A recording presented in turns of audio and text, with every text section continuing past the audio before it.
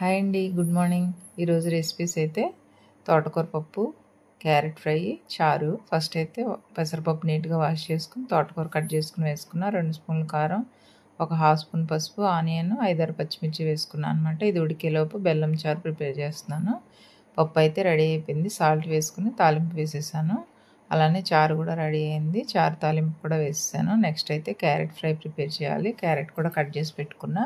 ఇప్పుడు తాలింపు వేసేసి క్యారెట్ వేసి కొద్దిగా పసుపు వేసుకుని కుక్కర్ విజిల్ పెట్టేస్తున్నాను. ఒక విజిల్కి ఫ్రై రెడీ అయిపోతుంది జస్ట్ 5 మినిట్స్లో. అలానే కొబ్బరి మనం కొట్టిన వెంటనే తీయడం చాలా కష్టమవుతుంది. దీన్ని స్టవ్ మీద బాగా వేడి చేసి వాటర్లో ఒకసారి కడిగేస్తే చాలా ఈజీగా వచ్చేస్తుంది. ఇప్పుడైతే మనం కొబ్బరి కూడా మిక్సీలో వేసేసి క్యారెట్లో వేసేసాను. దీంట్లో 1 స్పూన్ కారం, 1 స్పూన్ సాల్ట్ వేసి స్టవ్ ఆఫ్ చేసుకోవడమే. ఈరోజు స్పెషల్ అయితే తోటకూర పప్పు, క్యారెట్ ఫ్రై, అలానే బెల్లం చారు. వీడియో నచ్చితే లైక్ చేయండి, షేర్ చేయండి.